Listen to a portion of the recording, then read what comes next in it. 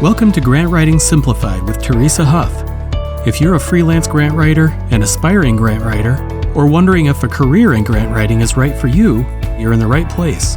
For more great resources on grant writing, head over to teresahuff.com. But before you do, make sure to subscribe so you don't miss out on any of the great videos to come. Welcome to the Grant Writing Simplified podcast. This is the place to learn how to make a big impact in your community through grant writing and nonprofit consulting. The world needs you to step forward as a grant writer and use your skills to lead with confidence. I'm Teresa Huff, former special ed teacher turned grant writer and nonprofit strategist. In my 20 years of freelancing, I've helped nonprofits triple their funding and exponentially increase their reach. Now I'm stepping up to mentor freelancers and nonprofit leaders like you who are ready to take your skills to the next level. It's time to get intentional about your vision so you can create lasting change in your community. Learn the skills and strategies you need to become the grant writer the world needs. Let's do this.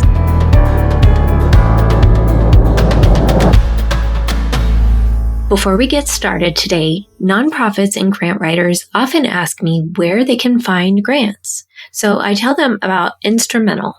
Instrumental makes my grant searching process go so much faster. It has so many features and data right there, and they'll even walk you through setting it up to help you get the most out of the system. Instrumental brings all your grant prospecting, tracking, and ongoing management under one roof. In fact, I partnered with Instrumental to give you a free 2-week trial and $50 off your first month. Go to teresahuff.com/instrumental. That's instrument with an L, and use the code GWSPOD to start your free trial. That's teresahuff.com/instrumental. Go give it a try. Hey friends, welcome back. If you are trying to break into grant writing, I want to invite you to join me on the Fast Track to Grant Writer VIP program. This is the perfect time to jump in because I am rolling out some incredible new features this fall to help you gain traction and build your successful grant writing career. You can sign up and start learning today at teresahuff.com/VIP. Last week, we talked about the importance of having several different funding sources in place for your nonprofit. Yet, how's a new nonprofit supposed to get started with that? The next few weeks, I have got some experts who are going to teach you several different ways to start raising money for your mission. A lot of new nonprofits come to me looking for grants, or really any kind of money they can find. And if they're brand new, grants are not the first step they need to be taking. Well, this week's guest has some fundraising tips, especially for those in the earlier stages of growing their nonprofit. We talk about things like leading a startup nonprofit and some of the challenges that go along with that, how lean thinking can help new nonprofits, and we talk about the power of the pivot to a startup nonprofit's successful launch. She's got some great tips. Today, I am talking with Katherine Kreuchauf. She is an award-winning professional in philanthropy, and Katherine focuses on supporting nonprofit and foundation leaders through her company, On Point Philanthropic Consulting. She works to strengthen nonprofit boards, fundraising, and programming.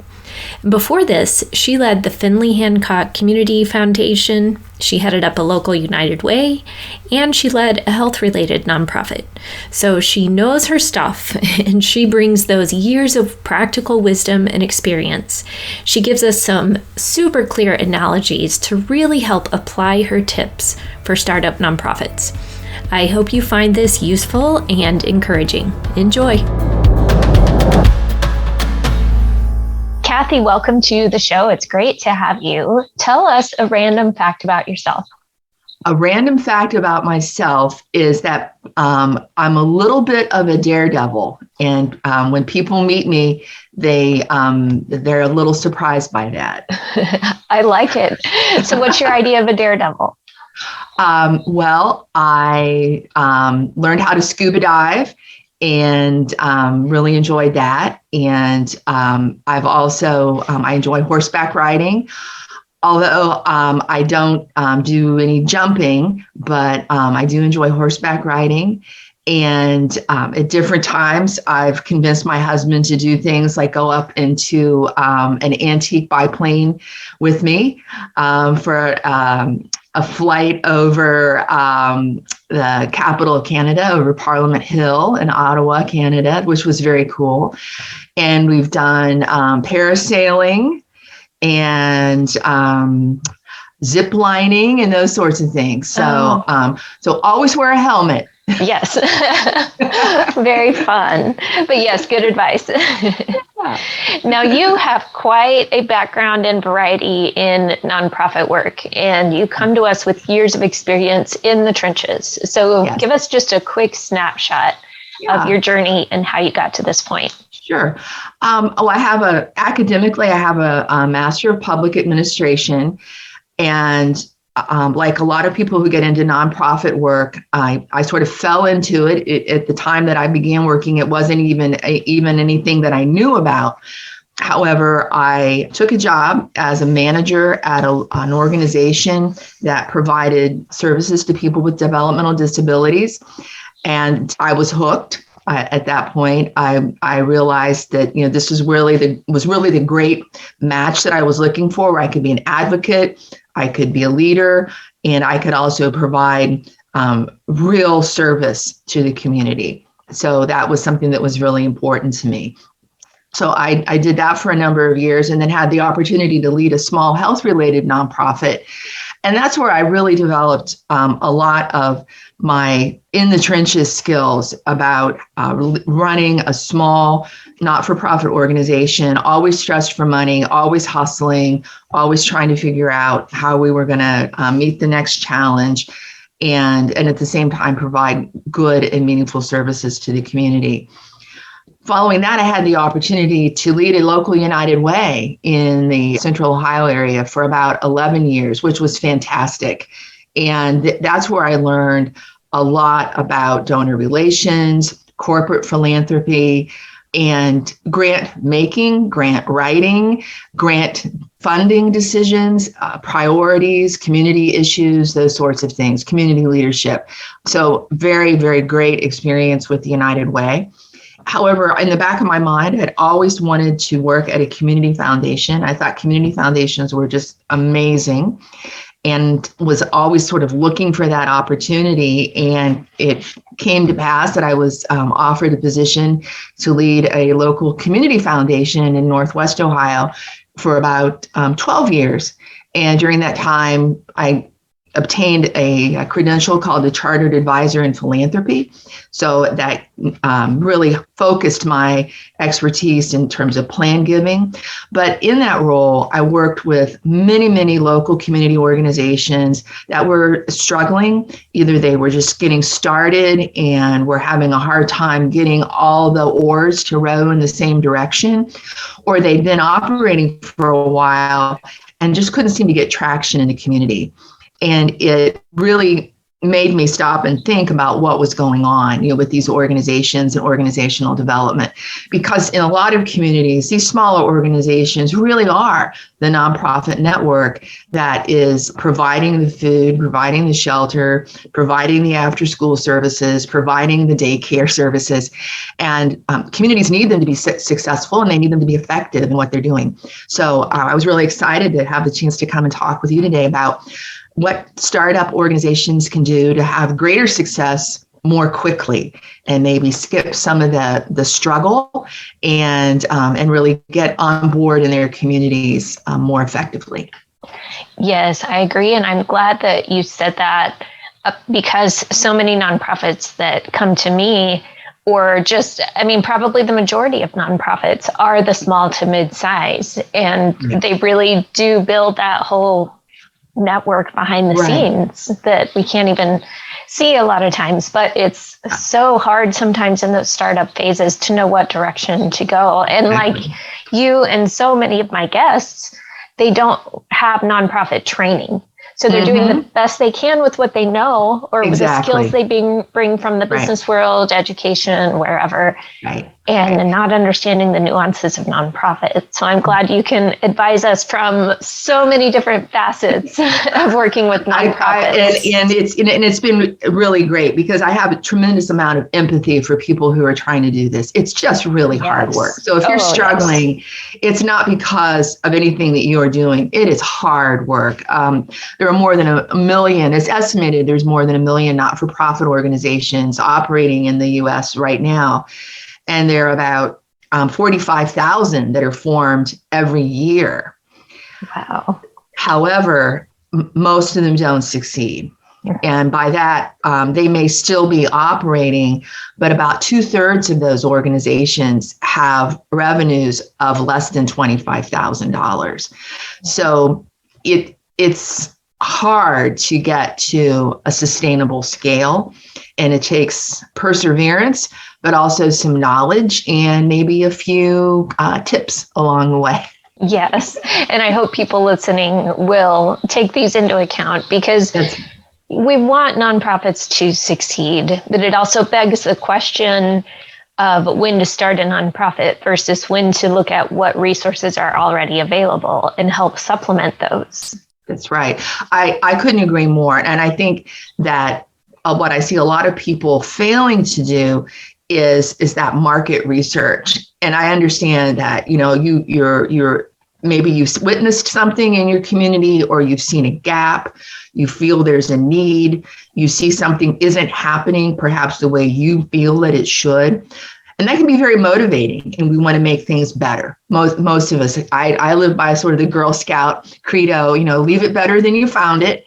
And I think most of us try to do that. But in our excitement, it's easy to forget that we don't know everything that's going on. Even in a smaller community, you may not be aware of programs or systems that are already in place. And that's not to say that you shouldn't try to make it better, but it's really important to do your homework. As a funder, it's very disappointing to have someone come in and pitch you what they believe is a great idea to fill what they believe is a truly unmet need in the community. However, me or the person in my chair sitting there knows there's already 3 or 4 organizations doing almost exactly the same thing. And so until you go out and start talking to people who are knowledgeable, you really are doing yourself a great disservice. I've often told folks that if they have a great idea to fill a missing need, that the first thing they should do is find an organization that's already doing something similar and talk with them about how you can help them support and launch an additional program or an extension of an existing program. Often there's no real benefit, and there's a lot of cost involved in filing with the IRS, writing bylaws, recruiting a board, and then trying to fundraise for a program that is really perhaps very, very narrow in scope. And if there's an organization that is already in the community, already has done all that legwork, explore partnering with them, explore supporting them in their efforts to perhaps fulfill this unmet need before you go down the path of creating a new organization from your kitchen table. So true. And I hope people are listening. And one big key to what you're saying there, I think, is being open to what you find.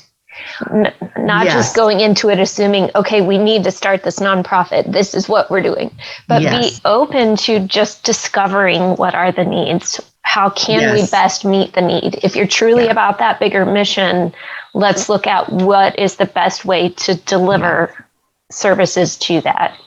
And in doing research, I was recently presented a webinar, and we'll have links to that in the show notes so that you can dive a little bit deeper into it. But in researching that for that webinar, what I found out was that this idea of the pivot is so incredibly important.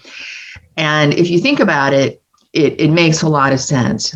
So you have an idea, and you have about a need, and you have an idea about how you want to fill that need, what the service should be, how that service or support should be delivered.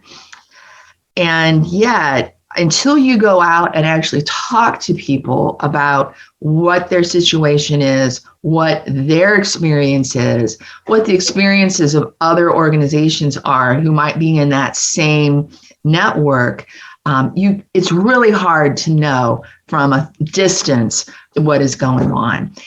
And as a result of that, I think sometimes people are afraid to change. They're afraid that, I had this idea about how to fix the homelessness problem in our community, and I thought there was a lack of shelter.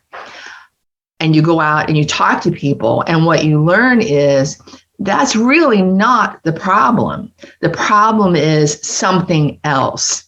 And having the courage to pivot is something that will strengthen you and strengthen your organization and strengthen your idea so much more.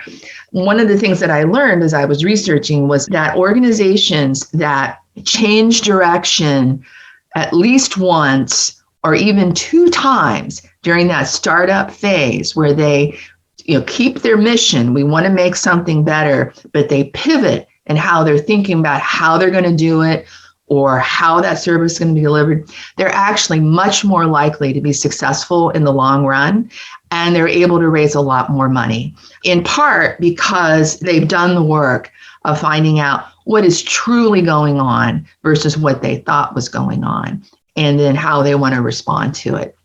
So don't be afraid to change your mind. That's part of the process. There's a saying out there that no good idea is left unchanged by its first exposure to the marketplace. And that's what you're doing. You're taking your idea and you're exposing it to the marketplace, and you're letting people say to you, close, or not really, or wow, you are right on. And then being brave and making the changes that are necessary. I'm so glad you brought that up. And that's so true, because sometimes we do hold on to something for whatever reason, out of fear, out of uncertainty, it's my baby. Drive. Yes. Oh, that's so common. I'm just, no, this is what I wanted.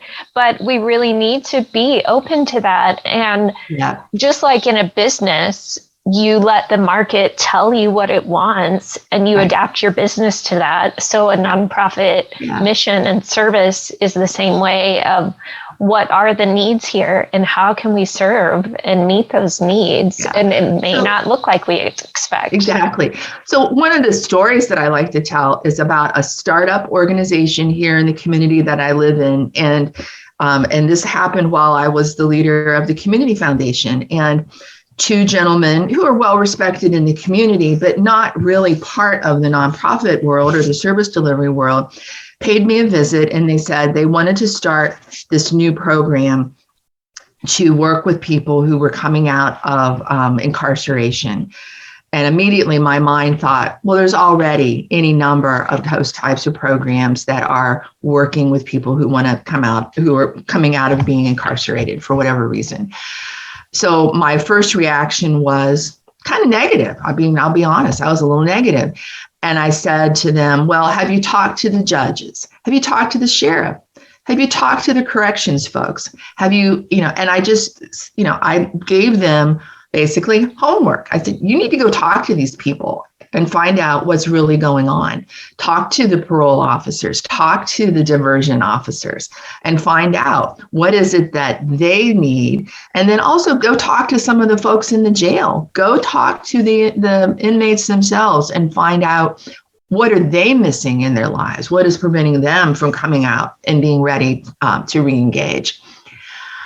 And over a period of about 6 months, that's exactly what they did. And they would come back and check in with me periodically and sort of report what they'd learned. And we talk about it. And ultimately, they created a very needed program of support. They are doing it in a very unique way. and it's working. It's working. And it's working in the sense that it's making a real impact and change in the lives of the people who are receiving the service. And it's working in that people in the community see it as a viable, successful, worthy organization that they want to support. So that it's working. They've got all the oars rowing in the same direction, but they took their time, and they really took their time about learning about a part of the community that really they were not ever a part of. These are two retired business owners. So I just say Godspeed to them, because they did it, and it wasn't easy, and they got a lot of negative feedback, but they didn't give up, and they changed what they thought they were going to do, and it's working.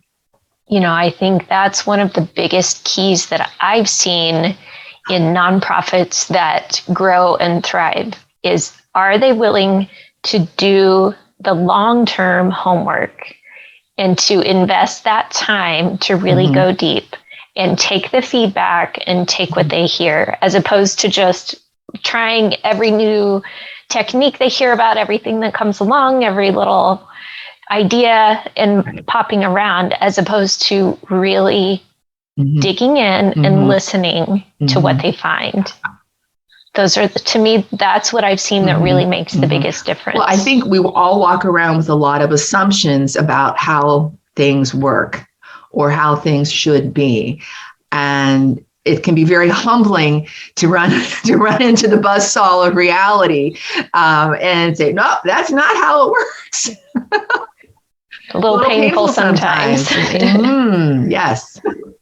But actually, when we realize that that doesn't have to be painful, it can be extremely useful. And the way we grow, then we can lean into that and embrace that. Well, I think, what you're alluding to is another aspect of this that I've started to explore and think about, is that how can nonprofit startups benefit from a lot of work that's been done in the for-profit world around the idea of the lean startup. And this idea of testing your ideas, reality testing your ideas, that comes right out of lean. I didn't understand lean very well until I started digging into it a little more deeply. And what I really like about lean is this idea of the minimum viable product. And what that means is not the cheapest, not the worst, not putting something out in the world that is half-baked, but this idea of testing an idea before you go to all the time and expense of building out a program or building out a service and assuming, okay, we'll need social workers and we need to have a counselor, or we need this, or we need a warehouse, or we need a truck. Before you invest in those dollars, the smart thing to do is to take a piece of that would be minimally useful and test it. And that may mean just going out and talking to people about your idea. If you're thinking we need a way to better organize our food pantry system in our community, and I have an idea about how to do it, put it down on paper, draw a flow chart, and take that out and test it with people. And that then gives you that feedback to then hone your ideas. And it doesn't cost you anything but time. You don't have to make that really costly mistake of hiring people with the quote wrong credentials, unquote, because you've already done the work of identifying what is it that we really need here. And I think that is something that we often overlook. We want the grand opening with the big buzz, and here we are. And then we wonder, well, why aren't people coming to use our service? And we've invested all this money in the full-blown facility as opposed to taking baby steps and building the foundation to get there. Test it. You may think that what working moms really need is something after school, some sort of after school childcare. And find out, no, it's not after school, it's before school, or it's for kids who are sick, or it's for something else. And, is the notion of the service still there? Absolutely. But the ways that you're delivering that service are going to change based on that feedback that you get, and change for the better. Right. And I think we have to let go of the idea that it needs to be big and done and perfect, as opposed to it's okay to break it down into small chunks and test one small chunk and then expand from there. That's right. Yeah. That's hard when I know if I'm creating something, I want it all done. I can see it in my head, but it's going to take time to get there. Well, I think the other part of lean that I never really understood was this idea of fail fast. I'm like, fail fast? Mm-hmm. What does that mean? Take all your investors' money and fail? What does that mean? And what it means, my understanding of it, is put something out there, see how it flies. And if people don't like it, then don't hang on to it. Quickly bring it back, take the feedback, tweak it, update it, rework it, and then put it back out there. Don't hang on to things that aren't working. Don't hang on to programs or ideas or services that aren't having an impact. The market is giving you very valuable and important feedback, and it's telling you you're failing, and you can fail slowly, or you can say, "Oh, this isn't working," pull it back, and then rework it. And the idea of failing fast is all connected back then to that idea of the pivoting, that you've got to not fall in love with your idea. It's just an idea, and let the market and let people out in the field give you that really important feedback. And can it hurt? Yes. Can it be a little demoralizing? Yes. But that's part of the process, because what you're going to bring back is going to be even better and fit the needs even better. Yes. And what you're saying, it's less risky and we can move faster. Right. We can be more nimble.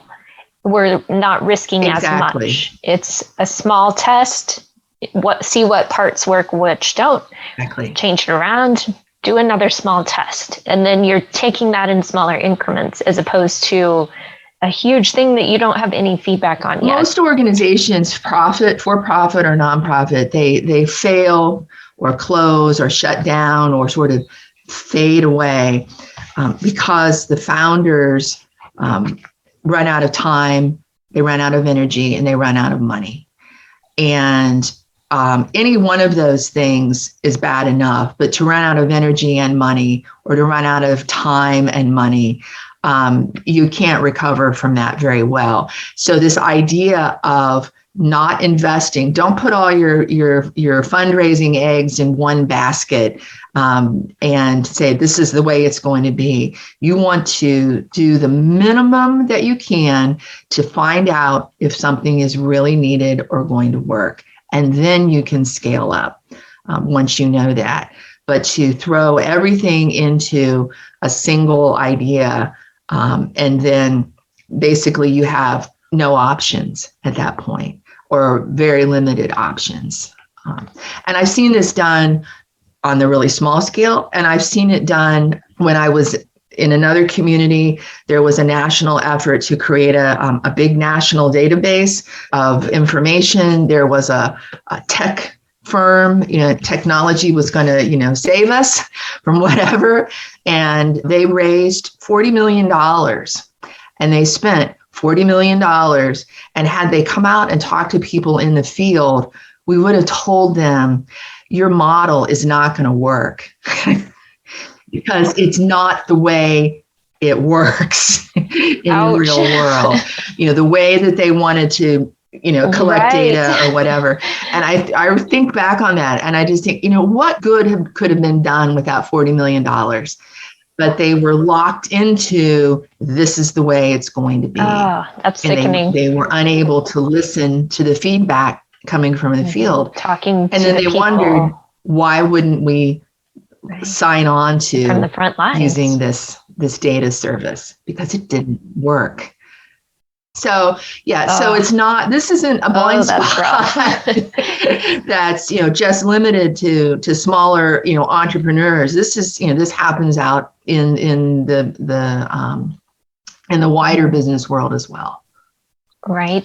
Another thing I see as an issue related to that is a lot of nonprofit founders want to hold on to it, yes. but really the nonprofit needs to yes. outgrow the founder. And sometimes they struggle with that transition, but that's the goal, is to build something that lasts beyond yourself and that outgrows you as the founder instead of being completely reliant on that one core person.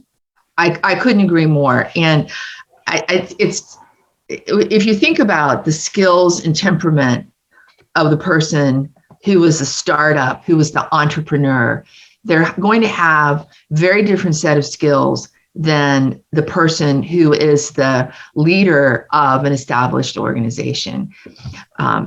Do you still want them to be energetic and have drive? And yes, you want all those things, but the skills and the temperament are very different between that founder and that person who then comes in to take the reins and lead a more mature organization. And that can be really hard on the folks who have founded organizations because it feels like a failure. They're in a situation and they feel like they're constantly fighting with their board, or people aren't listening to them, or they don't matter anymore. And often you see when the founder leaves an organization, it's a really tricky time. And a lot of organizations don't recover from that because they're not realizing that the skills and abilities that the founder brought, the drive, the passion, the vision, is different from the skills that the ongoing operations of that organization are going to require. Governance, administrative systems, bureaucracy, some of those things you have to have in order to run a more complex organization. And so it can be a very challenging transition for the founder and for the organization. And yes. I think that it takes a lot of introspection to realize that you are no longer a good fit, even though you are the founder of the organization. That's tough. That's tough, but that's a win because you did it. You did it. You started it up. It's now running. It's successful. So take your skills, abilities, and all the lessons that you've learned and focus on another issue in the community. Versus banging your head against the wall in terms of your own temperament, your own skills, your own passion within an organization. It can be... And I don't want to minimize how hard that can be. It's emotional and it's organizational, and it just touches a lot of really vulnerable areas. Oh, yes. They're very vested in it, and for good reason. That also speaks so much to the importance of finding good fit board members who are passionate about the mission and who are invested in making it a better nonprofit and serving, not just finding bodies to fill seats because we need 7 people on a board, but really finding people who are committed to carrying that legacy on. That's right. I think that is a really great observation. One of the best lines I ever heard on board recruiting was, if you need linebackers, don't recruit running backs. And I'm not big on the sports analogies, but that really stuck with me. And I think so often when you're starting up a new nonprofit, you've done your homework, that there's a unique niche in the community that your organization can fill. You've gotten your feedback. You've now ready to file your paperwork with the IRS, and you need to come up with 5, at least in our state, 5 people who are willing to sign those articles of incorporation. And so you go talk to your friends. And I would suggest that you stop for a minute and again, think about your skills, your temperament, and what you're trying to do. And nonprofits who start thinking about their boards strategically, leaders who right from the start think very strategically about their boards, they're going to be multiple times more successful than those who bring on a set of people who said, yes, I'll help you do this, but don't have the skills and qualifications that you need at that moment to run that organization. And I would suggest you need someone with a legal background. You need someone with a financial background. You need to bring someone on board who has some knowledge about the area that you're seeking to provide service in. If it's housing, then it needs to be someone who understands real estate and housing markets. If it's financial supports, then you need to bring someone in who understands how our system of financial aid to individuals works in your county, in your state, or in our country, because these are really complex systems. And you're doing your organization a tremendous disservice if you don't start bringing that knowledge and experience and expertise on board immediately. In order to grow your organization successfully, that board has to be engaged not just with their minds, but also with their hearts as well. So they need to share your passion. I've heard people say, well, I had to go get this board in order to get my paperwork turned in, but what are they supposed to do? And that founding board is critical, because what they're supposed to do is be your advocate, be your advisor, and also be your brakes and your gas, because together you're going to make much better decisions and much more informed decisions than you will individually. You need a board that's not only passionate and willing to be your advocate, but you also need a board that's willing to put their money into it. About a third of nonprofits are financed by the founder. So think about that.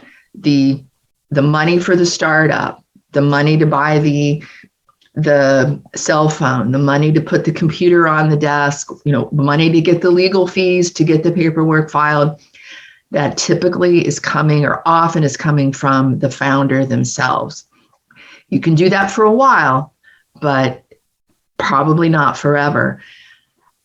Those board members that you recruit, you need to be clear with them that not only do you need them to bring their expertise to the table, you need them to bring some financial resources and willingness to the table to give. And you also need their willingness to talk with others about giving.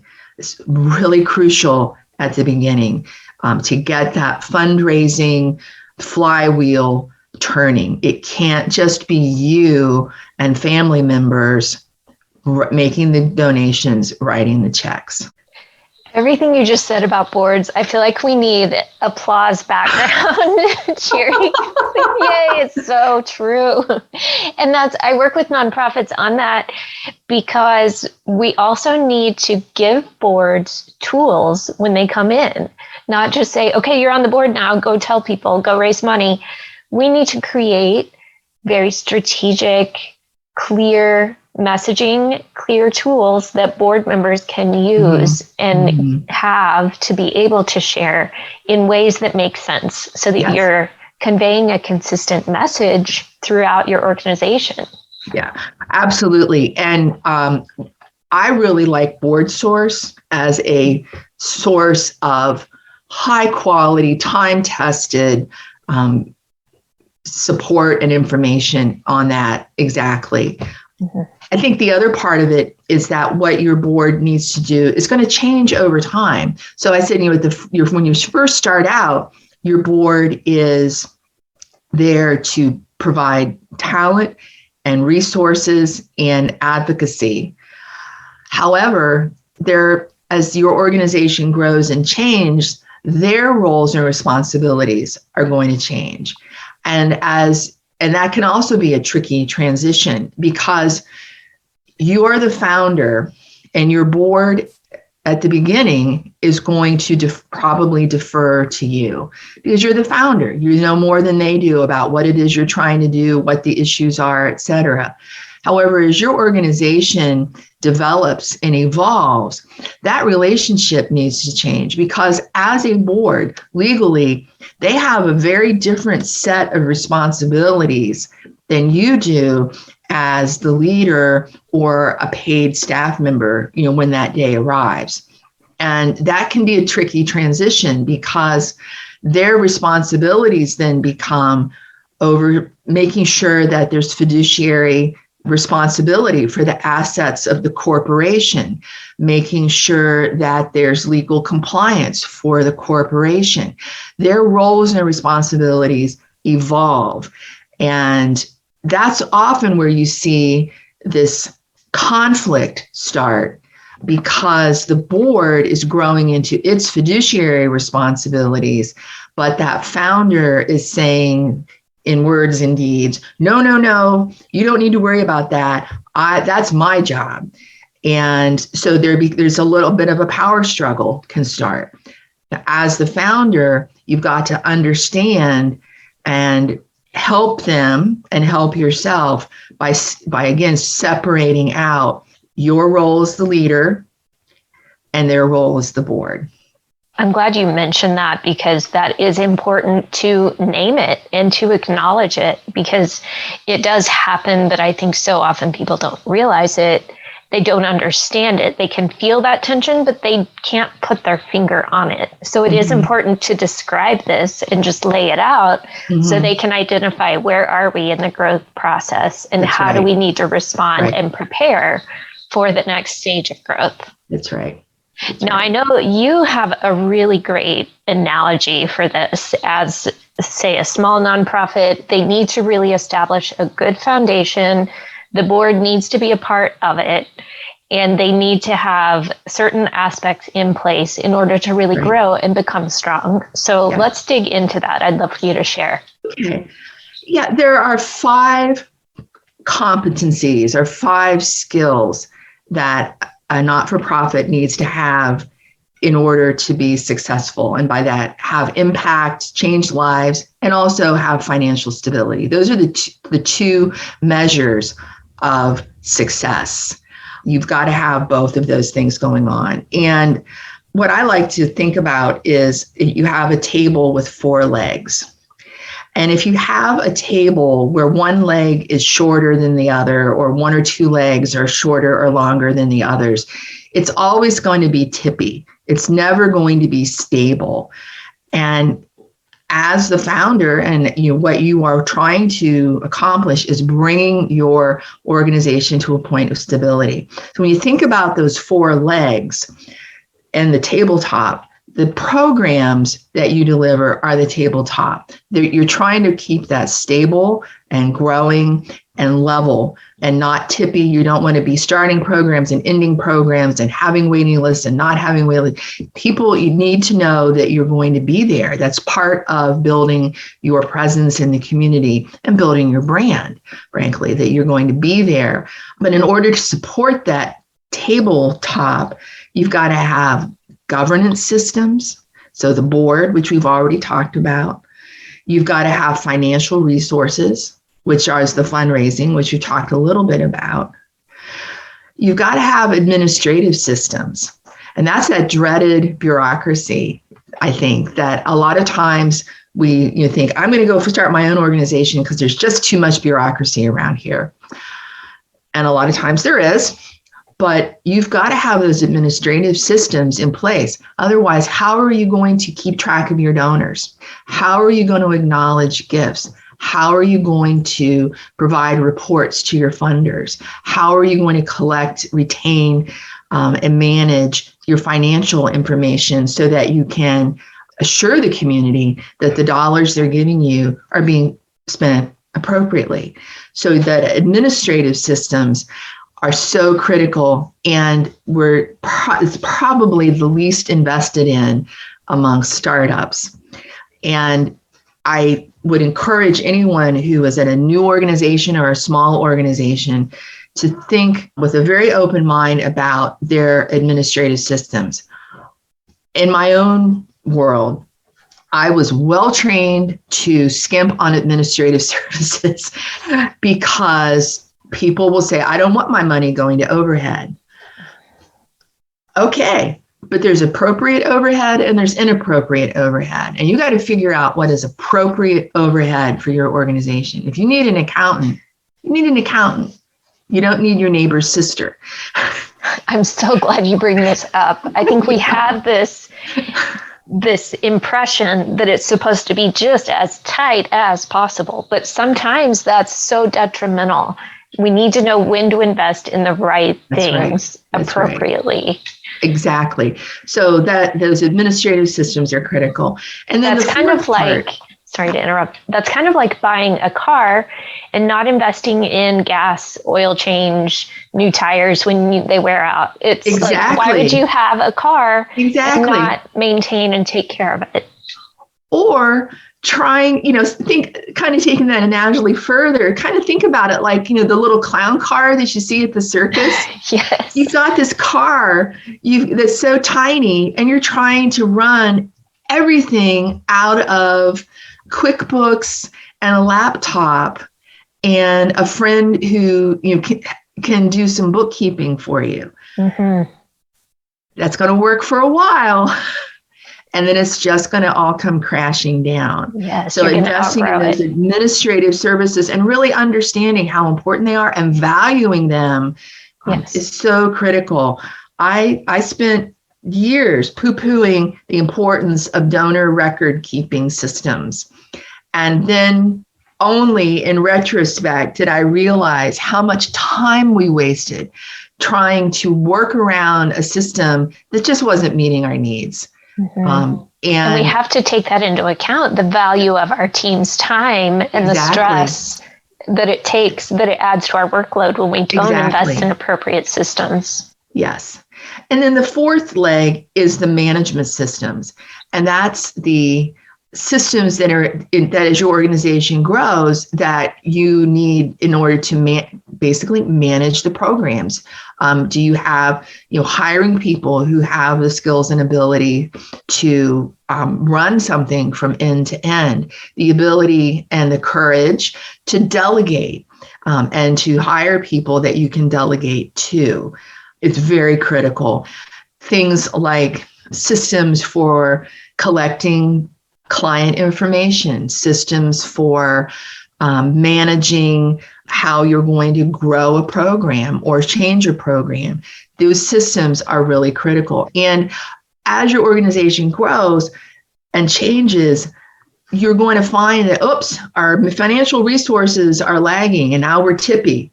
We're unstable. So you get that sorted out and you realize, our administrative systems were not adequate. We're not able to get the information that we need in order to provide information to our funders or to our donors. So it's time to shore that up. And the same with our board. We have a board that seems to be doing well, and then you realize maybe a year later, wait a minute, what we really need now is X. We need to think strategically about our board and our governance systems and things that, again, they're not real interesting, but they can really harm an organization. Those governance systems includes things like making sure you don't have conflicts of interest, making sure that the way that you pick your vendors is transparent and free of any conflict of interest. And if you do have board members who are providing services, that you have processes in place to make sure that there is no conflict of interest, that there is no, that you're not putting them at risk. Right. So those governance systems also become, again, not real interesting, but very important. The last thing you want is to get a phone call from your local newspaper or radio station saying, I understand that so-and-so who's on your board got the contract to pour the concrete and that you didn't bid that out. And you're kind of stuck in the hot seat trying to answer that. You are stuck in the hot seat now. So not only does that raise questions in the mind of the public, it raises a lot of questions in terms of the legalities and the regulations around how you're operating your organization. So you don't want to have that weakness there. And even if things are above board, even just casting that doubt can do damage with your donors and supporters. Absolutely. Absolutely. I'm glad that you brought up the fact that this is kind of a work in progress. That we may get all four legs even, but they're probably not going to stay even as we grow and change. Today it's good, but tomorrow it might need a little more stabilizing. That's right. But I think if we do that as we go and more often and stay on top of it, then that will help so much more, as opposed to getting several months into a program and realizing, oh, wait, we are way off and we've got to catch up in this other area. That's right. Right. And that comes back also to those management administrative systems. Those are your feedback systems. Do you have the pieces in place to track your programs and how they're going? Do you have the systems in place to get that information back to you and to your team and to your board quickly? When you're just in the startup phase, planning once a year isn't enough. I like to encourage folks to do what's called scenario planning. So rather than say, we're going to plan out every step of the way for the next 2 or 3 years, when you're in startup, no, that's not appropriate. You want to be thinking about it. If this happens, then we're going to do this. So if this program grows this way, then this is the scenario. We're going to do this, and we're going to do this, and we're going to do this. But if this happens, and say the program isn't successful, then in that scenario, here's what we're going to do. So rather than locking yourself into this path that you feel you can't deviate from, think about it as a series of what ifs. So what if this doesn't work? Then here's what we're going to do. What if we're not able to hire the person, or we're not able to raise the money, or we're not able to open our doors on a particular date? Then what's going to happen? That's much more useful, and it helps you and your board and your team think through how you're going to react, and make sure that you're not just reacting to the moment, but you've thought about this, and you're going to use this opportunity to learn, to gather feedback, and to adjust as part of the lean process, that constant adjusting. And then you're ready. Now that you will always be surprised, but you'll at least be a little more ready. Right. You can think through ahead of time, and that gives you a filter for the decision making that might come up. That reminds me of a question someone asked me recently about a grant. She was saying, we have this need. Should we apply for 2 or 3 grants asking for the same thing to meet that need? And so my suggestion was come up with a good, better, best scenario. And what's the minimum amount you need to fund the project? But if you got both grants, here's what we could do. We could serve at this level. So kind of stair-stepping it that way to where you have a contingency plan no matter what happens with it and preparing. So that sounds very similar just at the organizational level. And that goes back to what you were saying in the beginning about being open to feedback and open to shifting as things come up. Right. In startup mode, everything's on the table. You can't mentally start to lock yourself in. And that's one of the gifts that founders and entrepreneurs have. They have that temperament, and they love that. They love that. That is not me. And I know that. So, I'm the person that you would bring in after the organization is already up and running, because I live in a world of systems and planning. But as a startup, that's not where you are. You can help cast the vision for that, though, of here's where it needs to go, what it needs to become. So as you're working, this is what you can work towards. Exactly. That's right. And I think, one of the things that I think that I would recommend that a person who's thinking about doing a startup or starting up a new organization will be to get a couple of books about organizational development. There are a couple really good books about nonprofit life cycles. And you don't have to read the whole book. Just read the first 2 chapters, the startup, when you have the idea, and then the launch. And you will learn so much, and it will prepare you for these very normal, typical changes that the organization is going to go through and needs to go through on its pathway to becoming successful. You can't be a startup forever. Again, I think that awareness is key. And the more we can understand about that, the more we can clearly and more healthily outgrow that phase in a positive way. Well, this has been packed with such good information. Tell us a resource that's been meaningful to you in particular along your journey.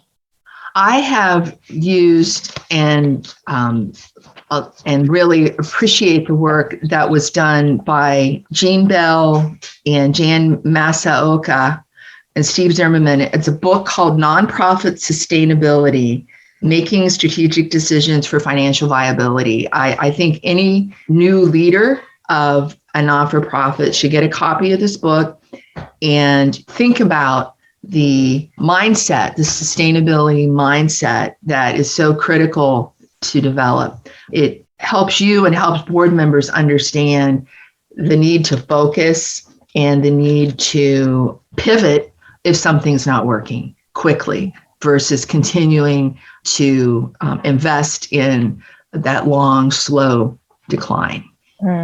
That is a resource. And I'm also a big fan of BoardSource. Their website is terrific.